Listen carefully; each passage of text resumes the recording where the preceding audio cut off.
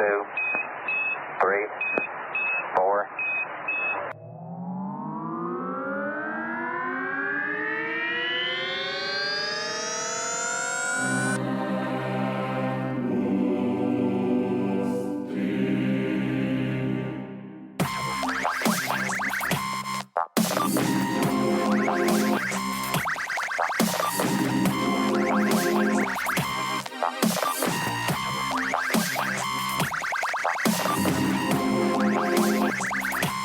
Tranquility Base here. The Eagle has landed.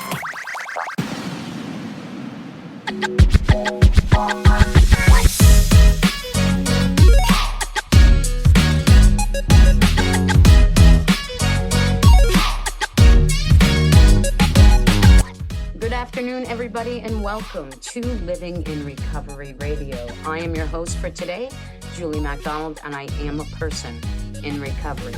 Living in Recovery's mission is that we are here to be a community of endless possibilities for people in recovery and those affected by another substance use, leading to a new reality where individuals are able to attain and sustain a more secure and meaningful quality of life in recovery.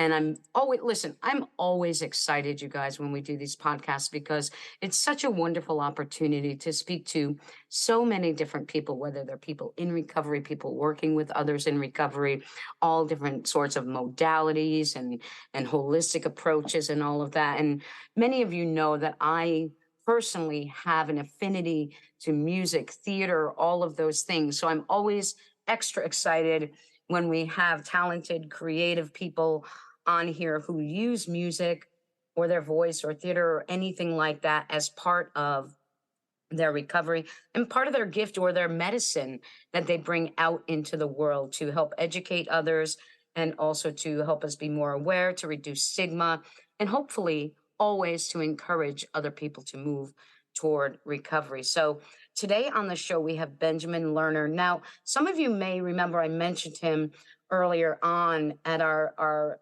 inaugural podcast. We had Kalichi on, and I actually heard Kalichi for the first time on Benjamin's radio show, Clean Jams, which broadcasts on 102.7 every week, and you can also listen to it on the internet if you're not in the Vermont area. But let me tell you a little bit about Benjamin.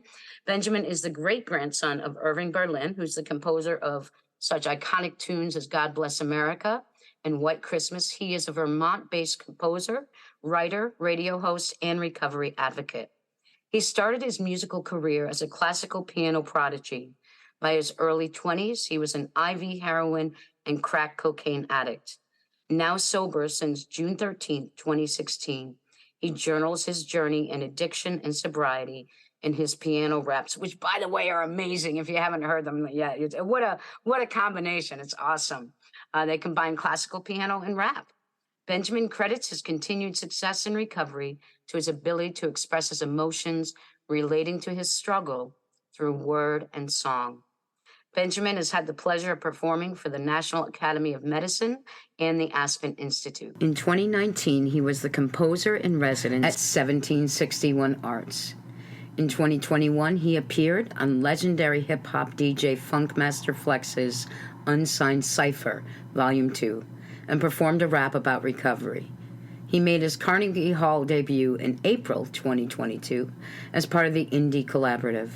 Benjamin's debut album, Clean, was released in February 2020. It was produced at Old Mill Road Recording in East Arlington, Vermont.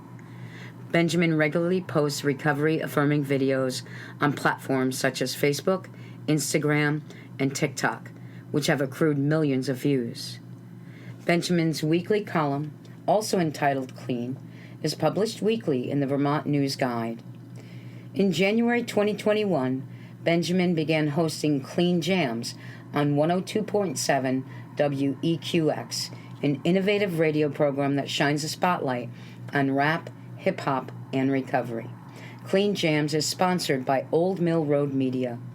The composer and inspirational speaker has received significant acclaim for his efforts. The Vermont Commissioner of Health, Dr. Mark Levine, stated, Benjamin Lerner's ability to articulate his life struggling with addiction and the challenges of recovery is truly remarkable. I'm inspired by his commitment to sharing his story and advocating for those engaged in the same struggle. To confront the disease of addiction, we must focus not only on the challenges we face, but also recognize and take inspiration from those who, like Benjamin Lerner, are succeeding against all odds. So, Benjamin, welcome to the show. It's so great to have you here today.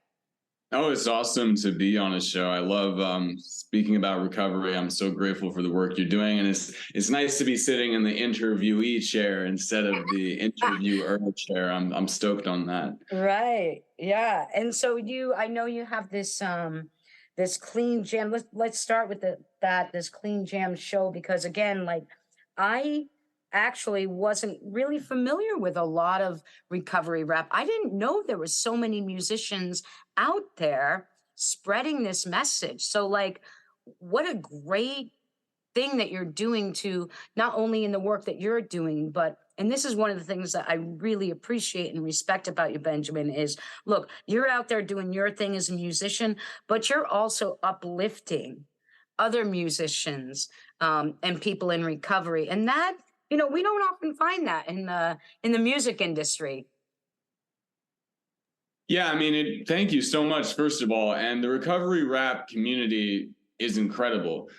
Kalichi is, without a doubt, my favorite recovery rap artist. He's in the top 10, top 20 of my rap pantheon anyway. He's a great lyricist. He makes very authentic and vulnerable music, which is something I really connect to. And of course, the story of recovery resonates with me. But the wonderful thing about Kalichi is that he doesn't run a radio show, but he actually inspired me to start this show in a number of ways, because the recovery advocacy didn't just end with the music. I mean, his social media presence, the way he interacts with his fans, the way he spoke honestly about his struggle just through his music, and the videos that he made on his YouTube channel really made me realize, and this was back in 2017, before I got my arts residency at Old Mill Road Recording, when I was still working part-time in the service industry and part-time in the treatment industry, that recovery advocacy was possible on the way that he had done it. And I had taken a break from making music for a long time, and I thought, well, how do I get back into doing this? So to be able to not just make music that celebrates recovery,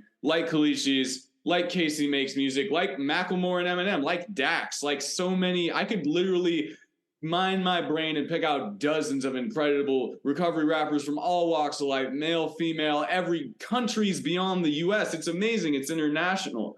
But being able to work with WEQX and Old Mill Road Recording, which are two wonderful community institutions here in Southern Vermont, has been awesome, because I never thought that I would host a radio show. I mean, I love music. I used to write for a music blog before I got clean. I'm a journalist. I love integrating all that stuff, but I just didn't see the niche for it. And then WEQX 102.7, a longstanding alternative rock station. I never thought hip hop, but what was cool about it is, I started with the album Clean and the arts fellowship that led up to that. And then I started writing the Clean column, as you talked about in the bio. And each one of those moves kind of exposed me to new people and helped me form connections with people in the community. And Jeff Morad, who's the operations manager at EQX, he reached out to Dr. Joshua Sherman, my mentor and boss, who owns the studio and the magazines that I worked at, and asked him if he had any ideas about projects. And he told him the idea for doing a radio show about hip hop and recovery. And I thought that Jeff wouldn't be receptive, but Jeff from EQX actually said that the biggest feedback they ever got from any public service announcement is when they talked about Trey Anastasio from Fish, who is also in recovery, funding a treatment center in Ludlow, Vermont, which is about to open soon through his Divided Sky Foundation. Oh, and he had also read the column. And this long-winded story is just to say that the cool thing about recovery is, even when people aren't in recovery themselves, I had no idea how open the community would be to it. And to have the opportunity to play this music, to invite people on to speak on recovery, like Dr. Mark Levine, like musicians in recovery, like people with lived experience from social media, and have a station with a presence like EQX that celebrates recovery get behind it, it's humbling beyond belief. And it integrates all my passions in a way I never could have imagined in active addiction. And I'm just so grateful they gave me a chance, like everyone else who's given me a chance in recovery. Yeah, I mean, that's just really amazing. And I think isn't Sherman something? Wasn't he like a Broadway producer or something too? Yeah. Yeah. Yeah. And he still produces musical projects. He has an incredible project he released in the Broadway vein with an amazing Broadway cabaret singer. She's Emmy winning. She's had records. She's been on shows like Sesame Street and beyond. But Lilius White, and I got to play a small part in helping with the music theory side and arrangement of that, wearing a different hat. But yeah, he's still at it. He's still producing a lot of projects, and the studio is a great place for musicians of all genres. But we got to kind of marry. I have a background, my family has a background in musical theater somewhat with the composers and musicians in my family, and so we connected both musically as someone who was active in that world somewhat, and also he's a physician and I'm an addict. So it was producer, musician, doctor, addict. And it was both things aligned, and we got to blend them and integrate them through the project we worked on with the Clean album and the subsequent projects as well. And that's the beauty, right, of recovery itself too, because just like, many of us, when we came into recovery, we started getting friends and connections and people that maybe we wouldn't have had, right? So when you talk, I grew up in Bennington in Pownell, Vermont. So when I think if someone had said, oh yeah, in Arlington, they would love this rap music, I would think, what? Right? Because it is the least place that I would think that rap and hip hop would be embraced. And yet, again, those were my limiting beliefs, right? And in part based on my limited upbringing at the time there. But I mean, that's such a beautiful project that you're all working on. And again, it sheds so much light for people that, some people maybe haven't made it to recovery yet. And there's others who maybe they don't even need recovery, but they're being educated through this work that you're doing between the column and the radio show and all of that. Well, I want to give a brief shout out to someone in the Berkshires, actually, who's not completely chemically abstinent. Not that that's the only path to recovery. First of all, I want to make something clear. I'm chemically abstinent. The most you're ever going to catch me with is a chai latte or a piece of sugar like Laffy Taffy. It's just my journey. But I support plant medicine recovery, MAT recovery, methadone, Sublocade, Suboxone, all that. I'm down to save lives, not save face. But my journey is abstinence recovery, and he's never really struggled with substance use disorder past like a time in his childhood where trauma led to it or whatever. But Jackson Whalen is an outspoken advocate for recovery in Massachusetts, and he reps the Berkshires wholeheartedly. I played him on Clean Jam several times. I've had him as a guest on the show recently. He performed at the Egremont Barn all the time, or Egremont Barn. I don't know how to pronounce that. But, Egremont, yeah. Egremont, there we go. I write for Berkshire Magazine. I should know, but I see these things on the page and I don't pronounce them, and I'm not down there that much. But yeah, he's heavily active in the Berkshires, and he released an awesome song called "Music Is the Drug."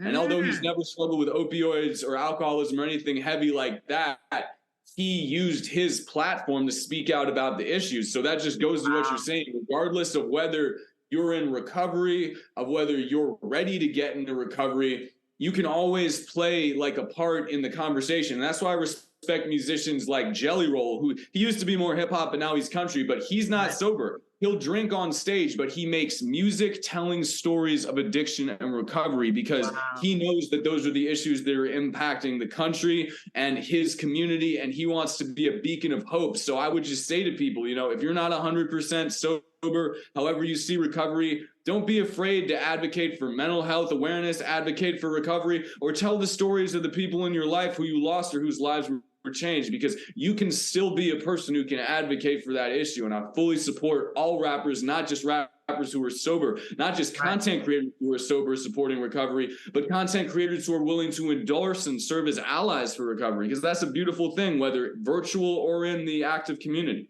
Right. Yeah, no, and that's great. And you are seeing, I'm seeing more and more musicians beginning, as you said, to kind of step up and share that message. And I'm right there with you, Benjamin, in terms of, recovery, and here at Living in Recovery, we absolutely embrace all pathways to recovery. And, that we believe that it's up to the individual to define for themselves, what does your recovery look like? I came up in a time of recovery that, I always say like my upbringing in recovery was very different at the time.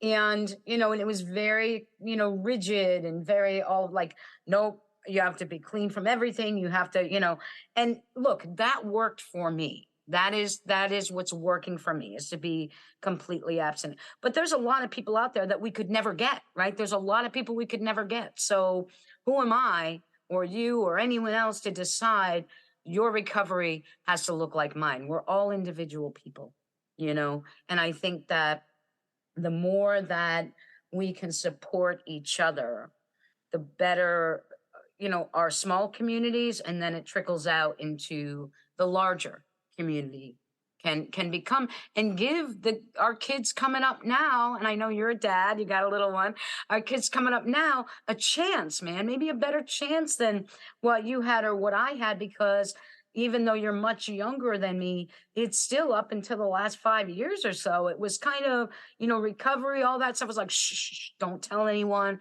be behind those closed doors, be in those basements, don't let anyone see you. Right. I mean, and I got no problem with people who want to run their game. And that's why I don't speak on any specific fellowship, because a lot of people who are hardcore in that lane. And look, I understand that, like, when people talk about the original fellowship, that's the 12-step fellowships that came out in the 1930s when the stigma was in a completely different universe. Yeah. And for people who operate in certain fields, medicine, law enforcement, there is still a stigma that's very pervasive and can have people losing their jobs. And that's why I never speak on anybody else's recovery. I don't even speak on the specifics of my recovery fellowship, because I don't claim to be an ambassador or any of that. I'm an ambassador for recovery. And I'm open to paths of recovery of all kinds. And the reason is, like you say, I might know what works for me, but if I get into that egotistic addiction, the addiction to ego thinking I can clean everybody else's side of the street better than they can, then not only am I not going to do it right, but I'm going to get overwhelmed trying to clean other people's streets, and my street ain't going to be clean. Right. So that's the way I try to run it. Yeah. Yeah. I had a conversation with someone earlier today about that, about how, when I first entered recovery, my first 3 months of recovery, I was a know-it-all, right? I memorized everything of the literature, and I was going to get everyone sober that I ever met. And that the longer I stayed in recovery, the more I realized that the less I knew about other people and other pathways and all of that. Now I'm more like, well, what do you think? Here's what worked for me. Maybe it'll work for you. I don't really know. Try it if you want. If not, maybe someone has another idea. And that has changed a lot. And I think it's good. You're right. We're in a different time. And also we're in a more deadly time. A much more deadly time. Where, back then you weren't losing kids to this. You weren't losing, young people to this. They weren't. In Pittsfield alone, one person a week on average dies from overdose.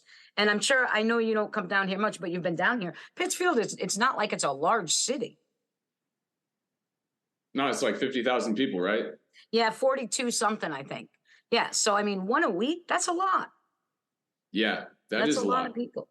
Yeah. And so let's talk for a minute, Benjamin, about your own recovery. Matter of fact, I think if it's okay with you, what I'd like to do is I'd like to play one of your songs. I'm going to play Scars, and then we're going to come back and maybe talk a little about the song and just talk about your journey. How does that sound? Okay with you? That sounds fantastic. And thank you for giving a platform for the music and the message. Absolutely. I'm scarred and you're scarred. My scars and your scars paint a beautiful picture that tells the story of the journey of your life, like the writing on a postcard. And if you're scarred inside, trying to come to terms with the past and moving on from a broken heart, I'll be right there with you. I want you to know, listen to my words and you'll never be alone. I'll be right there. I used to hate all of the scars up on my arms and my face. Used to wish for pure perfection with no mark and no trace of any blemish in my image, cause it's hard to relate to other people acting shallow, cruel and heartless and fake. My insecurities got stronger and I started to chase after relief and found a feeling that was hard to replace. It left me permanently marked in ways so hard to erase, that now remind me how I hurt myself and tried to escape. It's hard for me to keep it real, but I'ma keep it 100. There's a reason why I wear the long sleeves in the summer. There's a reason why I edit all my posts and my pictures and change the way I look with filters with control and precision. But now I'm walking out the shadows with an honest admission. My complexion isn't perfect in its honest condition, and I got marks up on my body that would cause from addiction. Cause ain't nobody perfect, we all got our flaws and we're different. And there's some people who ain't really got no scars in their skin, but they'll relate to this cause everyone is scarred from within. And some obsess about their weight until they're awfully thin, preoccupied with what some other people possibly think. And some are scarred from hella trauma they didn't deserve, and so they take out all the hatred and resentment with words, or acting different cause they're so afraid to get themselves hurt that every possible attempt at real affection is curbed. I'd rather live an ugly truth than live a beautiful lie, because the truth is that my scars are really stupid to hide. Cause if somebody doesn't see the inner beauty inside, it's cause they're caught up in illusion, so the truth gets denied. I used to be so damn obsessed with what to do with my scars, but truth be told, my imperfection's my most beautiful part. And I'm just proud that there's a part of me that sets me apart, reminding me how far I've managed to progress from the start. I'm scarred and you're scarred, my scars and your scars paint a beautiful picture that tells the story of the journey of your life, like the writing on a postcard. And if you're scarred inside, trying to come to terms with the past and moving on from a broken heart, I'll be right there with you. I want you to know, listen to my words and you'll never be alone. I'll be right there. In this world, people tell us what to do, people tell us what to think, people tell us what to sound like. We even use vocal effects. We work so hard just to cover up our scars. I think it's time to show the real me. So here I am. No effects, no filters. Just me, scars and all. I'm scarred and you're scarred, my scars and your scars paint a beautiful picture that tells the story of the journey of your life, like the writing on a postcard. And if you're scarred inside, trying to come to terms with the past and moving on from a broken heart, I'll be right there with you. I want you to know, listen to my words and you'll never be alone. I'll be right there. You've been listening to Benjamin Lerner from his album Clean, and that was Scars, and you're listening to Living in Recovery Radio, and I'm your host, Julie, and I'm right here today with Benjamin. Benjamin, thanks so much for joining us. What a power that is. I have to say that's my favorite song of yours thus far. Thus far, that's my favorite because it really just, it not only touches, I can feel your pain in that, but it touches everything. When you said, everyone has scars within, even if they're not on the outside, and it's so accurate. And it's like, what person doesn't, how do you even, you're not going to survive this world or live any sort of life at all without being scarred by something. It's true. And, scars in a mental health and addiction context often mean something quite literal. And for me, they do. I was a IV heroin addict, and not a good one. I wasn't good at being clean about it, and I got abscesses and all kinds of horrible things, and they were literal scars, but the emotional and spiritual scars from my addiction linger much longer even after those scars have healed. And the song came from an experience I had when I was about 3 months clean. I had just gotten a job, and I made a reel about this on the socials. I got a job working at this restaurant, very fancy restaurant in an upscale suburb of Washington, D.C., with very discerning, condescending clientele, to keep it all the way real. And it played a big part in my recovery and taught me a lot of important lessons that I wasn't really ready to learn, but helped me in my program of recovery. And it was a hot, late summer day in DC. I got sober in June. It was like late September, but it was still 95 degrees, full humidity, like you're walking through a sauna. It's like, I'm sweating, but I'm wearing this black vest and this button-down shirt, but I'm not rolling up the sleeves, because at the time, the scars are out there. They're still a little 3D, because I've only stopped using IV drugs like 3 months ago. But I don't want anybody to see, because I'm already embarrassed. I'm already self-conscious. I'm already reckoning with having to live life on life's terms. And I've kind of been honest with people at my job about the fact I'm in recovery, because at the time I'm on Vivitrol, so I have to wear this hospital necklace outside of my shirt so the management knows, but none of the waiters know. And I don't want them to say anything about me that makes me lose my job, but it gets too hot.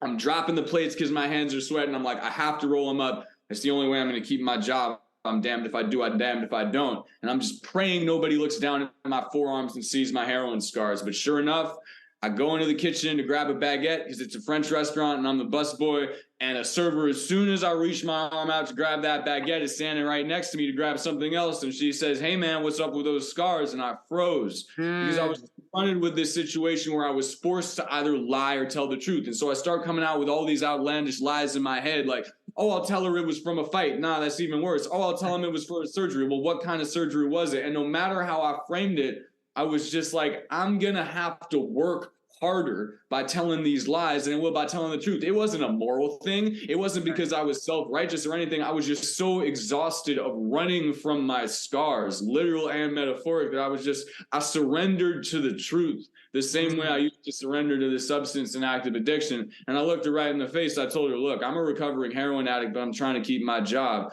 And I came from a hard life that I brought upon myself, but I'm working harder to make it right in my job and in my recovery. And I hope you're okay with me sharing that. And I was expecting her to get mad and judgmental, but instead she kind of cocked her head and said, "Really? You? I would have never thought. You're doing an awesome job, kid. Keep it up. Good for you. I have a cousin in active addiction. I have another one in recovery. Keep it up, one day at a time." And from that moment, I knew that not everybody's going to be supportive, but screw that. It's about the people that are. And if I'm open and honest about my scars, no matter what anybody else does, it's going to be easier for me to live life in recovery. So that's the meaning for the song. That's the meaning for the tattoo that I have covering that scar that she saw. And, that's how I try to live. Yeah. And I mean, it was brave, right? It was brave. And luckily you were met with someone that was understanding, right? Because a lot of times, people might have, looked at you and walked the other way and that, but so it was a blessing for that. And I'm sure you have been met with disdain from we all have, right? So, but I always said, for me, listen, people saw me when I was stumbling all over the street and acting a fool. So if you want to judge me now for what I did back then, go right ahead. Because I know I'm not doing it anymore, And I judged myself too when I first got sober. But, this is just part of, like it says in the song, we all have it and we all have our different ways, right?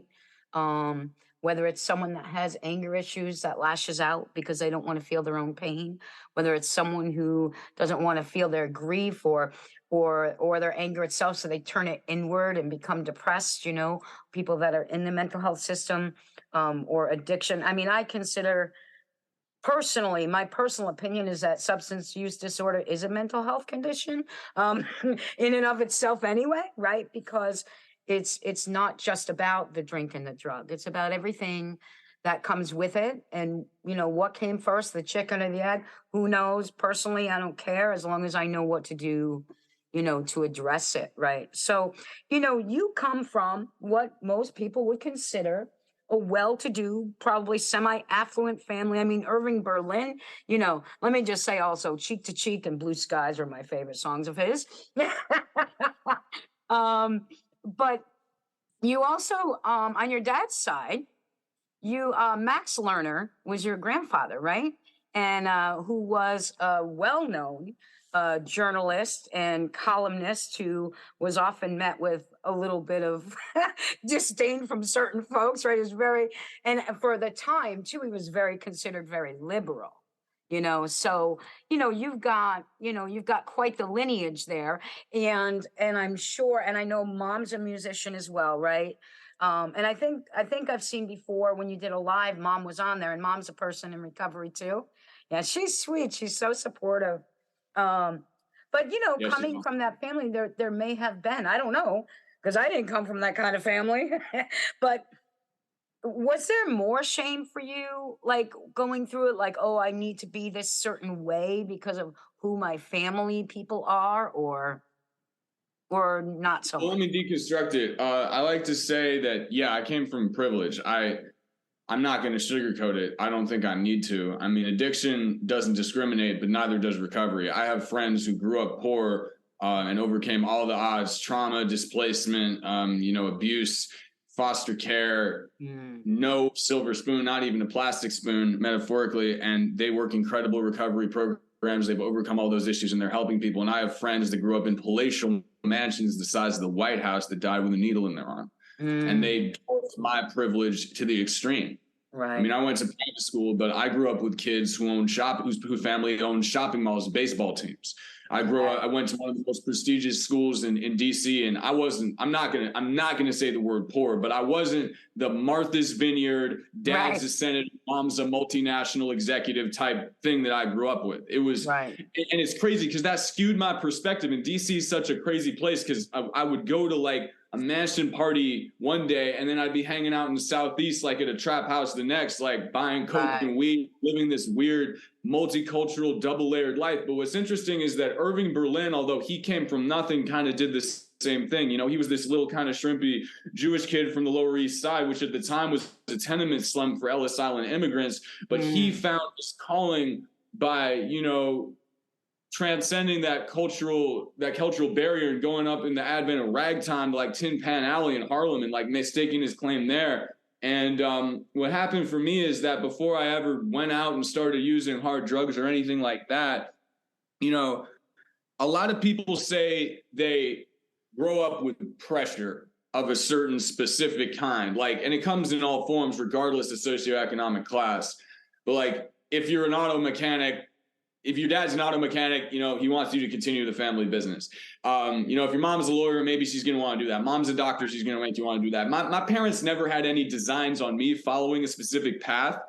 What they were more concerned with is that I served as a reflection of the intellectual and creative legacy of their family. Right. It wasn't about, I want you to be a lawyer or be a doctor. For my dad especially, it was like, I want you at the age of 9 to be able to keep up with the Harvard journalists that are at this table. Right. You don't have to just keep up. You have to shine and you have to make your point. So from the earliest age, he would teach me multiplication tables, and then he would teach me about dialectical materialism and, Karl Marx's Das Kapital and about the writings of Ginsberg and, Norman Mailer and like all of these things that as an 8-year-old, my friends are playing Xbox, and I love it because, he's bringing me into this world. But what it taught me is that I had to perform. Right. And I had to perform playing the piano. And I have all of these incredible privileges. My parents were wonderful people. They got divorced. My mom, she struggled with alcoholism in my adolescence. Nobody's life is perfect, but they did a damn good job, and I'm not blaming them for anything. But what I am going to say is I internalized the pressure that they unknowingly put me under, and I magnified it like 50 times magnified within myself. And I turned to substances once I knew what they did and that I could escape, change consciousness chemically. That became my solution because I was too proud to ask for help. I was too worried about letting them down. And I was too afraid that they would take away the one quote unquote destructive solution I had found in the bottle, in the weed bag, in the coke bag, in the ecstasy pill bag, in the Oxycontin pill bag, in the dope bag, in the crack bag. It just, all of these, it started out mad suburban, white picket fence, selling weed to private school kids. And at the end of it, even though I came from DC private schools with the kids of senators and Queen Mary 2 cruise ship trips and Oscar statuettes from Irving Berlin on the mantle, let me tell you something. That did not prevent me in my self-destructive, addictive tendencies. And I want to be clear, words are important. I heard you saying substance use disorder. I use addiction because I'm a writer and it's easier to conjugate. I do not want to offend anybody by calling them an addict. That's what I choose to call myself. Call yourself anything you want. That's for me. But that did not stop me from being a rock bottom textbook, Kurt Cobain cliche addict, black tar heroin, withdrawing on the puking in my sheets, blood-stained flannel shirt, coming up with pennies and dirty quarters to buy crack and getting it slapped out of my hands by corner boys on the block.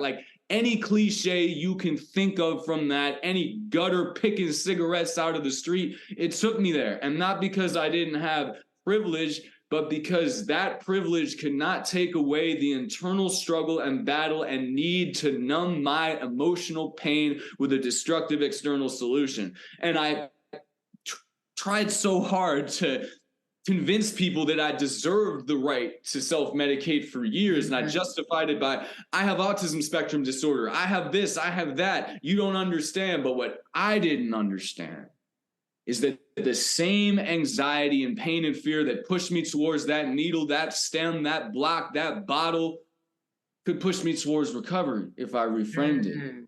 And when my solution stopped working, when I shot up and when I rocked up and I got physically high, but I didn't get spiritually and emotionally high, I'd been to rehab a bunch of times, inpatient, outpatient, Suboxone, the whole 9 yards. None of that worked for me. What worked for me was the same way I stopped running away from the fact that I had scars. I stopped running away from the pain that I was afraid I'd face when I got dope sick and had the shakes and alcohol withdrawal, and I ran towards it because nothing else worked anymore. And in June of 2016, I stopped fighting. I resigned to the fact that I could no longer justify my chemical escapism, and it was doing more harm than good. And I legitimately reached out and asked for help and went to treatment, and I've been clean and sober ever since.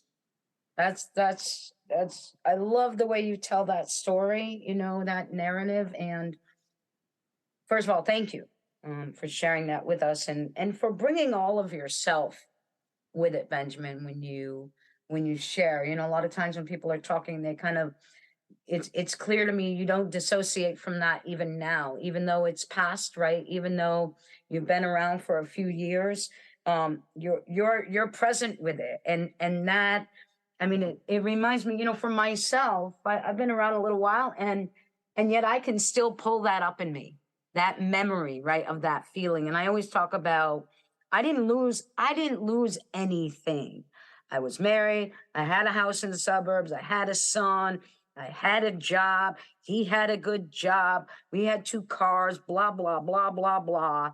And I was dead inside. And I always talk about when I hit my bottom, and I had been to every therapist because I was at ACOA and I had trauma, same as you, right? All these rationales. And then it had to be my husband's fault. And, you know, and at the end of the day, when all of that, I changed all of that, and I still felt like there was a hole in my being and that there was this cold wind that just blew through it all ways. I knew I couldn't do it anymore. I couldn't blame anyone else. I couldn't point fingers. I couldn't, you know, anything. And I guess like you, I just felt like I had to give it a chance because I knew that what I was doing was no longer working, you know? And I didn't have to, I should have been arrested.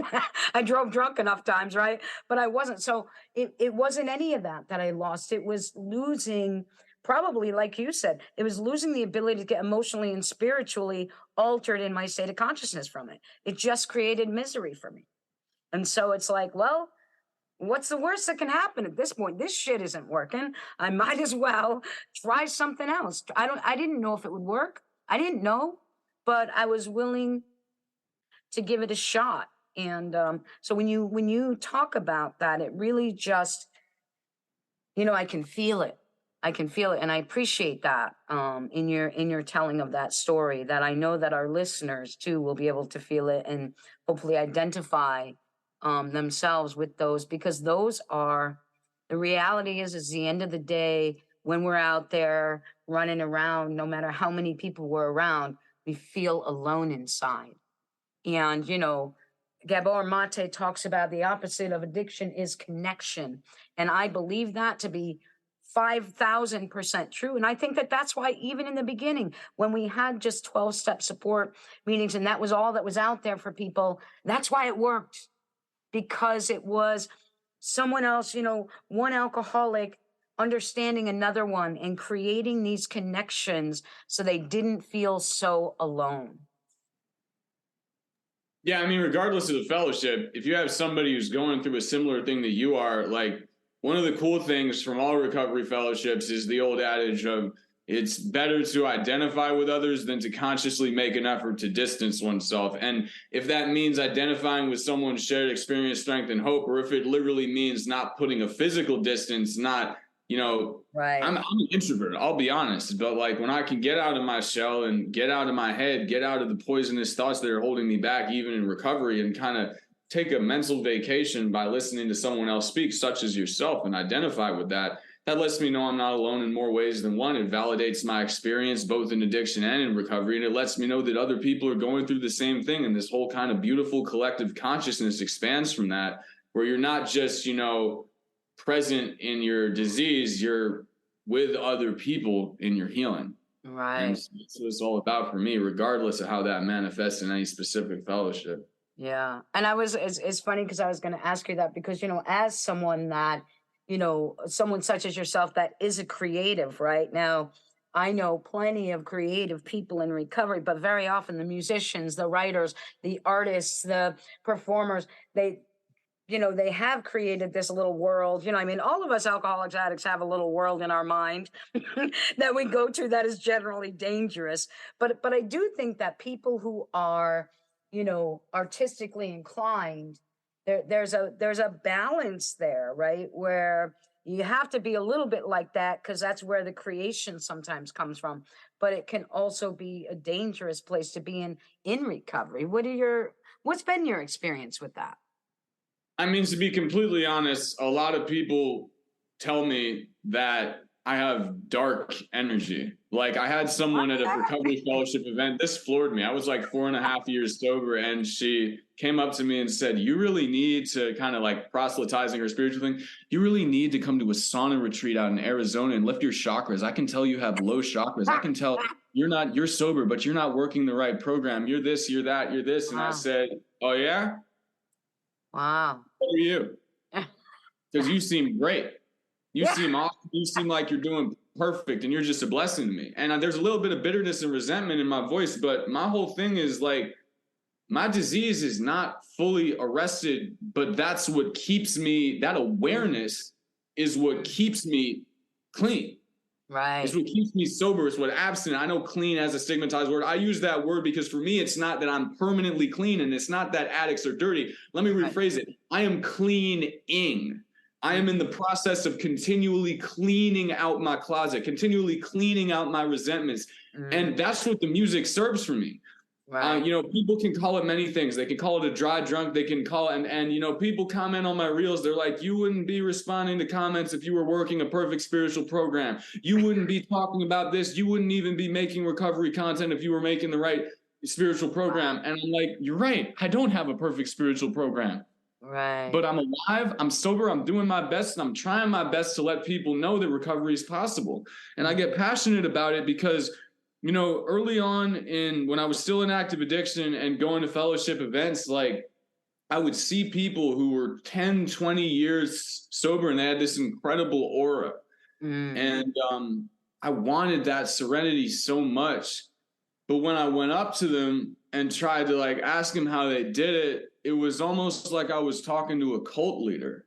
And they didn't want anything to do with me. And I had heard that the newcomer was the lifeblood of the rooms, and it's true, but you know, that wasn't always my experience. And the people that were most influential to me in my fellowship, which I still attend regularly, are the people who told me that it was okay if I just did what I had to do to make it through just for today. Now, the caveat is that there was no end to better. And I'm not saying that like the anger that I channel into my music and my content and use as fuel to keep moving forward is something that I want for the rest of my life. All I'm saying is, especially for newcomers and young people, if you come in full of salt and vinegar and like, you know, you're angry, you're resentful, and somebody says that those anger and resentments are an imperfect part of the program who's 30, 20 years clean or whatever, I think that's okay. It's part of the process. And I celebrate the fact that I am not at a perfect state of equilibrium and can be creative, because it is a dangerous wave to ride on some days. But what it does is it reminds me of the work that I still have to do. And if I allow myself to be delusional enough to think that even 6.5 years in, I have this completely under control and I've found all the answers underneath the rocks and I've worked my program and I'm perfect and I'm holy and serene and all this, I'm going to get slick and go back. Right. That's just me. And I got nothing against people who say, I never get triggered to feel like I want to drink or use. I'm perfectly serene. My obsession's been completely lifted. That's awesome. But to anybody that's out there and isn't at that perfect level of program serenity yet, that's okay. And you should celebrate your recovery one day at a time, because if you woke up sober, clean, or however you define that today, and you're not dead, you're winning. Absolutely. And thank you for that. I'm like, if I had my video on, you'd see I'm over here like acting like I'm in church, waving my hand at you. Because look, and again, everybody, like we were saying, I will celebrate anyone's recovery and whatever. And I think that there is this sort of cult personality sometimes that tells people you're doing it wrong, or you shouldn't have this feeling, or, oh, if you're feeling angry, go read this 5 times until you don't fall. Well, Jesus Christ, I used so that I didn't feel my anger. And if I do that, aren't I doing the same thing? I'm trying to get away from it instead of letting myself. There's a lot of things out there that piss me off sometimes. Now, over time, I've learned how to deal better with it. I can have my anger. I can talk about it. I don't necessarily punch people in the throat like I used to, or that I wanted to, right? But isn't that what recovery is? Learning new ways, becoming more skillful in our speech and our intention and our action, those things. But by all means, I mean, I entered January 1990 was when I entered recovery. And I'm going to tell you, people still piss me off sometimes, man. Now I got to bring it back to me. Ultimately, that's how it works, right? But if I don't give myself the space in a safe way without harming others to acknowledge that I am a human being that has emotions, honestly, I'd rather still have those moments than become a robot. And again, that's just for me, because I may not be an artist or a musician, but I'm a very dramatic deeply feeling human being. And that's what I love about recovery, is that I can feel now. Then I had 2 feelings, right? Anger and depression. That was it. That was the only thing I could feel. And now I can feel a whole myriad of feelings, and I've learned new words for them and new ways to express it. And that becomes this almost beautifully orchestrated, right, expression of spirit in the flesh. I mean, I don't know, how much more spiritual can we get than being real? Let me get off my soapbox. No, I hit the mute button there, because that really, I've never heard that quote before. That's beautiful. There is spirituality, however you define that, in embracing the real. And I think that's why, regardless of the fellowship, or whether people even, frame it through a fellowship lens, in the early days of, recovery, advocacy, and fellowships, one of the people who played a pivotal role in the formation of the original fellowships was a person who, found recovery and shared it with the person who founded the fellowship, not through a fellowship because they didn't exist, but through their chosen spiritual path. And I think that, recovery in its essence is confronting life on life's terms. However, to me, however that manifests for anybody else, when you remove the buffer of a chemical that I'm using to escape, it forces me to confront aspects of my reality that are not pleasurable, which, like you say, I can usually trace back to myself, be it resentments, be it anxiety, insecurity, whatever you want to call it. So the spirituality of the real, that's something I'm going to take with me, because I think that although the ultimate goal is balance and serenity, like you say, letting those feelings breathe and not hating ourselves for them it's a delicate balance between not tipping over the edge, but learning those tools and framing it within an understanding of spiritual growth and betterment is life-saving. And it just engenders gratitude and happiness and presence in the moment. Like, it's just something priceless that you can't put a price on, and you can't describe it in words. I love words, but it transcends anything that we can express through the lexicon of language. It's just something I'm grateful to have. And, I wouldn't wish what I went through in active addiction on my worst enemy, but I would wish recovery on my worst enemy, because I hope everyone, regardless of whether I love, hate him, or whatever, or resent him, even if I don't have a perfect program, haven't cleared all my resentments, I hope that everybody can find their mental health, their version of recovery, be it from addiction, trauma, mental health issues, whatever it is, because everybody deserves to apply principles of acceptance, surrender, forgiveness, compassion, and all of the spiritual principles found in many recovery fellowships to their life and grow. And it's beautiful, and everybody deserves it. Absolutely. Absolutely. And that's beautifully put. And a wonderful segue into the next song of yours that I'm going to play. And I believe that you wrote this during COVID. Recovery is possible. Right? Was it during COVID that you wrote that or put it out? Yeah, I wrote it during COVID as part of an arts grant program that the Vermont Arts Council put together. And I was grateful to speak out about recovery during the pandemic, and grateful they gave me the chance to put the video together. Right. Wonderful. So we are going to listen to that now, everybody. We're going to listen to Benjamin Lerner and Recovery is Possible.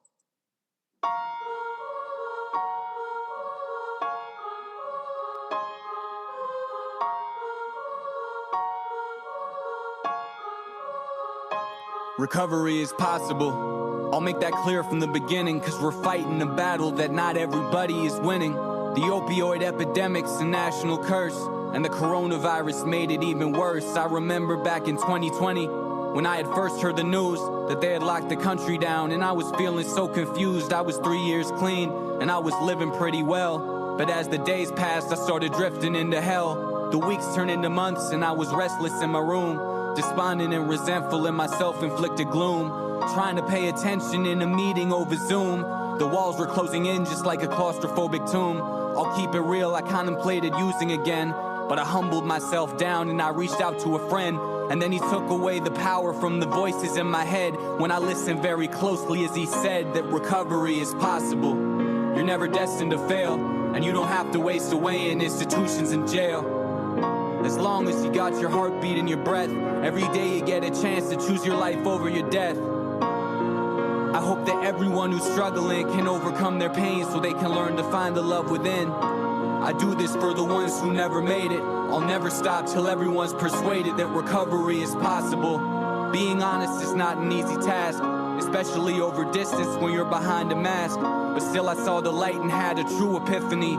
Started paying forward all the strength my friend had given me. Reaching out to newly sober addicts on a daily basis. Talking through the camera, saw the pain in their faces. They would tell me how they just had lost somebody that they knew, who had overdosed and died, or who was in the ICU. And I saw several of them blossom, facing their troubles.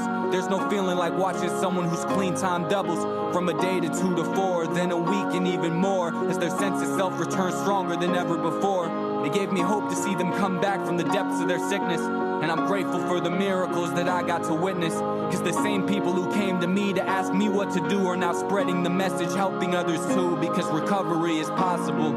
You're never destined to fail, and you don't have to waste away in institutions or jail. As long as you got your heartbeat and your breath, every day you get a chance to choose your life over your death. I hope that everyone who's struggling can overcome their pain so they can learn to find the love within. I do this for the ones who never made it. I'll never stop till everyone's persuaded that recovery is possible. You're never destined to fail, and you don't have to waste away in institutions and jail. As long as you got your heartbeat and your breath, every day you get a chance to choose your life over your death. I hope that everyone who's struggling can overcome their pain so they can learn to find the love within. I do this for the ones who never made it. I'll never stop till everyone's persuaded that recovery is possible. Nice. You look so young there in the thing at the piano. You look so young. I mean, you are young, but and can I? I had the mute on. I just want to say one thing real quick. Yeah. I do the scars like, I'm coming out the shadows with an honest admission. My complexion isn't perfect in its honest condition. There's a reason why I use all these filters. I had makeup on in that video. I use filters in my reels, but right. Thank you for saying that. I'm 31. I'm a dad. today. I stayed up all night writing articles yesterday, trying to do my job. So I got bags bigger than a Louis Vuitton suitcase under my eyes. But, you know, I'm grateful to be alive. You know, some people, I'm the type of person people say sometimes I look like I'm 40, sometimes I look like I'm 20, but I just need to keep it 100% honest, because a lot of content creators, recovery, are not out here with like 3 filters on. Oh, I don't use filters. I use filters. I use makeup. But if I'm not confident without them, like if you put out this no filter Zoom thing, like as a video, I know it's just audio probably, but if you did, I wouldn't mind it. Because when people see me out in public and I ain't looking my best, I'm okay with that. You know what I mean? That's part of recovery. It's embracing the scars and imperfections. And that doesn't mean I won't dress up nice and put a filter on my video. It just means when I'm my natural self, regardless of how young I look, I'm cool with it. You know what I mean? Right. Well, and that is, I mean, we've all done it. Listen, sometimes when I've done some Zoom teaching things and that, you know, I might put makeup on and then on top of that, I'm like, oh, my eyebrows look a little weird. Let me darken those eyebrows on there, right? So, I mean, it just is what it is, right? It's part of that persona too, right? When you're presenting or when you're performing or whatever. But I just, you know, as we get ready to wrap up here, Benjamin, I want to say to you that regardless of what, you know, the chakra balancing people, and by the way, I'm totally a chakra person, but I find you delightful. I find you refreshing. I find you real. I don't feel any darkness with you. I feel authenticity. And I do feel that passion, and I just feel so fortunate and blessed to have been able to make this connection with you here, to have you on the show. And it's my hope that at some point, you know, you can come down here or we can come up that way, and connect a little bit more.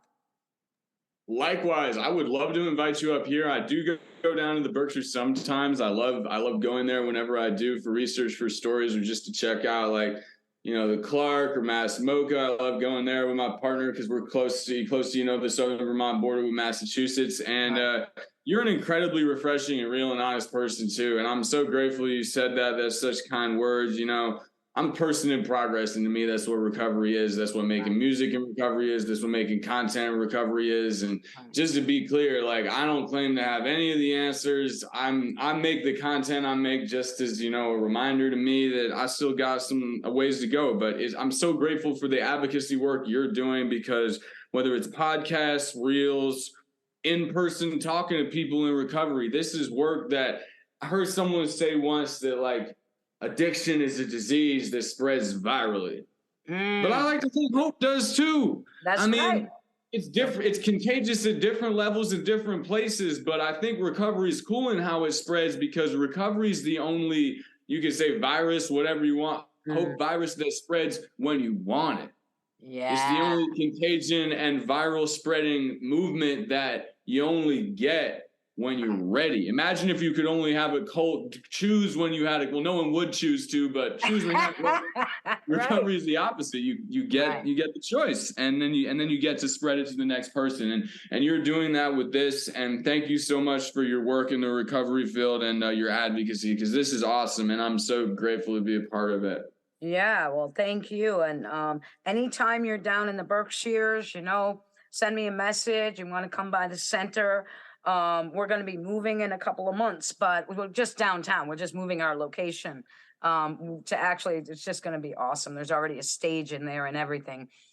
So we do open mic nights on Mondays. So if you're ever in on a Monday, you want to shoot by in the evening, or you just want to come hang out. We got some peeps going up to Bill Wilson's house this Friday. I won't be there because I'm in the middle of moving, but you know, at some point, we'll connect. I have every confidence that we'll connect in the future. Let's do it. I'd love to have you on the show. Mike, show Clean Jams. Absolutely. Now, so Benjamin, I know you have the socials, you have a YouTube channel. Is there a website we can direct people to? Yeah, BenjaminLerner.com is the website. Facebook is the most active platform, so that's just Benjamin Lerner. I think it's Facebook.com/Benjamin Lerner.clean or something like that, but you can just search Benjamin Lerner. TikTok's Benjamin Lerner Recovery, no underscore, no space. IG is benjamin.lerner. YouTube is Benjamin Lerner, trying to get the numbers up on there to release a new project, but it's all good. And go to benjaminlerner.com and links go to everything. That would be the best way to go. All right. Perfect. Well, listen, thank you so much. And you guys, you can also listen on Spotify to Benjamin's album Clean. What do you got coming up? What do you got going on, Benjamin?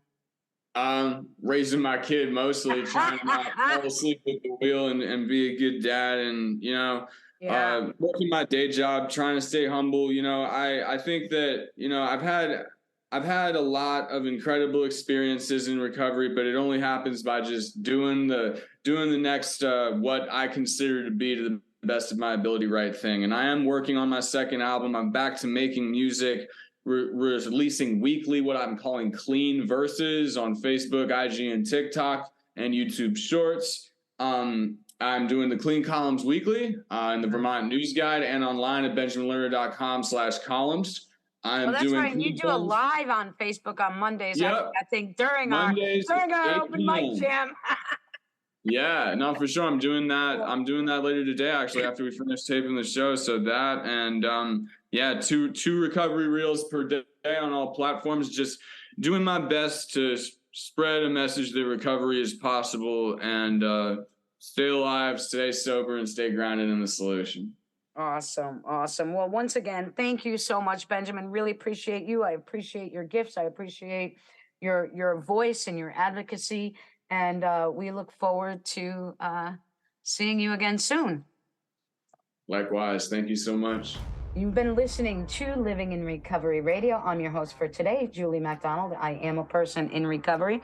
I've been here with Benjamin Lerner. Please go to benjaminlerner.com for more information about him, his work, and make sure you check out his radio show, Clean Jams, on WEQX 102.7 in Vermont. You can always listen online as well if you're not in the local listening area.